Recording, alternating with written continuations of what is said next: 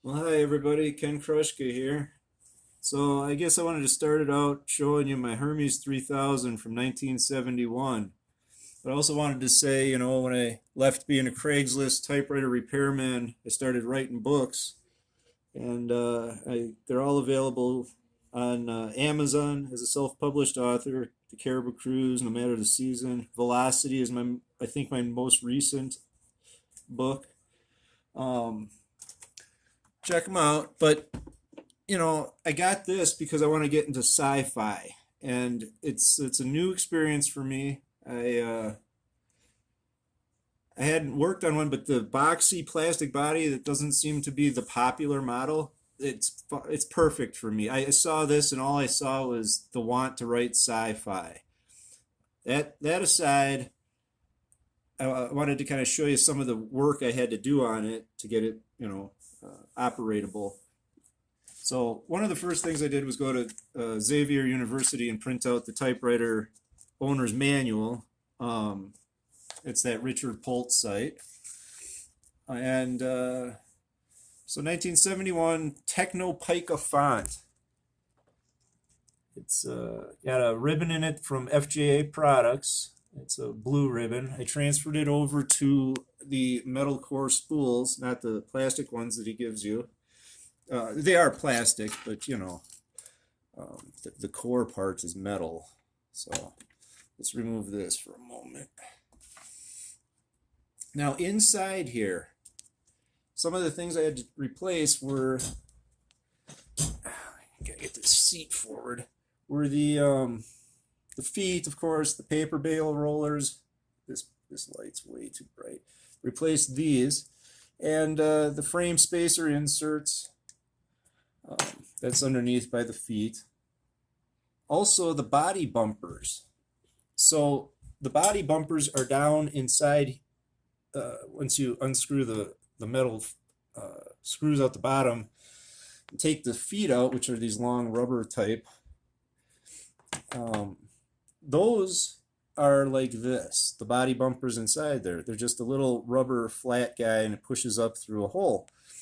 I didn't have any, so what I did was I went into my GM retainer assortment, and I cropped off one of these guys about right here, put it up through the hole on each side, laid it back down in there, and it rests just perfect. So GM retainer assortment, easy fix there. These old rubber frame body mount spacers, they'll fall apart. They don't keep the body standing up off the plastic frame casing enough to clear the carriage left and right. They'll dip and sag, so that brings it up to the correct height when you replace those.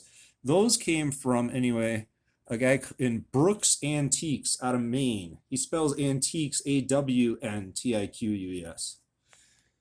He sells also the paper bale rollers.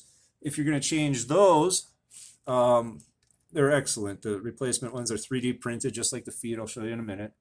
But clean everything up. Everything's lined up perfect. It's just an amazing feel.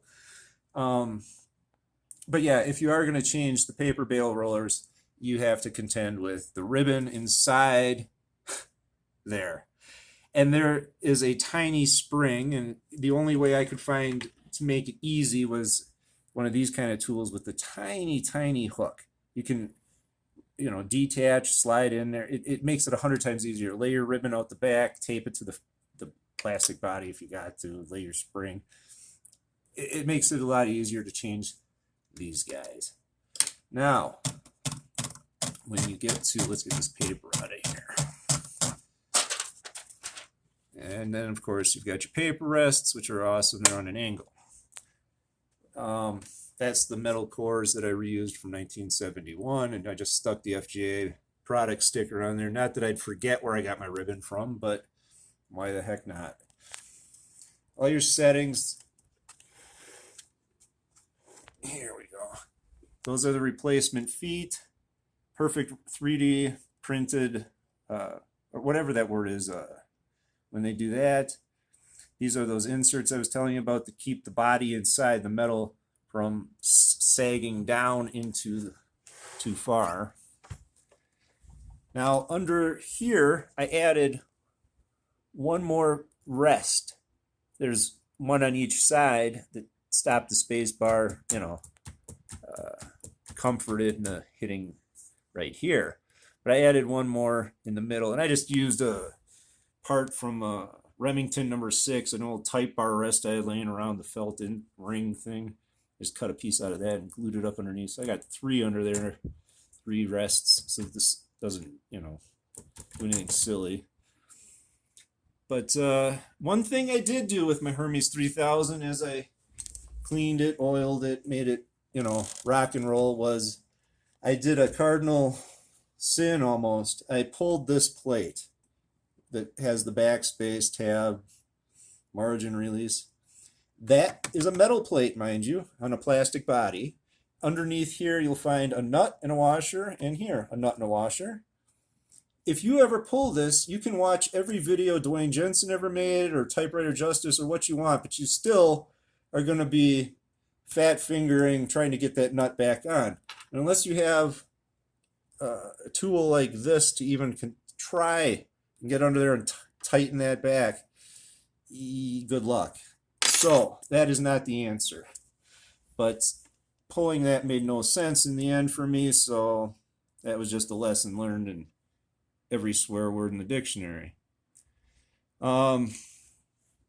Yeah, these feet, if you do take your spacers out and slide the feet out, you have to put the feet in before you put the spacers back in, because they slide down this track underneath, and you need all that room to do it, to get them in and out. So it's a beautiful typewriter. It's going to be my sci-fi machine, and also I want to say that besides that, Brooks Antiques selling frame spacer inserts, he also sells replacement knobs if you needed one. Apparently the old green body knobs and keys and stuff, apparently they're brittle, I've heard. The white one, I guess, is the ones that maybe don't go bad as easy, newer materials. I don't know, but great machine, and I'd recommend it to anybody who wants to try and be original, I guess. Show that lid again. I've moved to New Mexico now, so I'm playing the writer's game, but I just thought I'd show you my new typewriter. Have a good day, everyone.